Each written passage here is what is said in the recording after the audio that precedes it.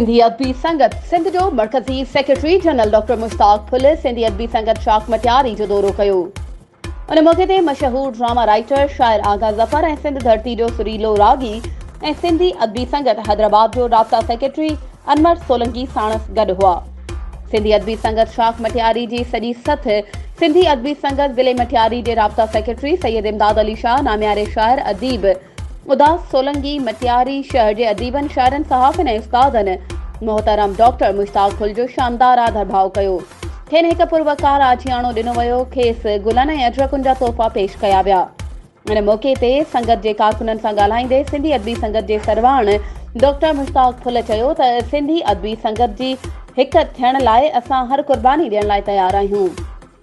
असां नफ़रतूं वधाइण बदिरां सिंधी ॿोली अदब सकाफ़त ऐं पंहिंजी धरती लाइ पंहिंजो किरदारु अदा कंदासीं। इन मौक़े ते सिंधी अदबी संगत शाख मटियारी जो सेक्रेटरी ख़याल खत्री, नाचीज़ मेमण, अयास सिंधी, मज़हर मेमण, असलम मेमण, मोहम्मद रफ़ीक सूमरो, अब्दुल रज़ाक मेमण, सोहराब ख़ान बाटी, सहाफ़ी मोहम्मद सिद्दीक़ झेझो ऐं ॿिया पिणु मौजूदु हुआ।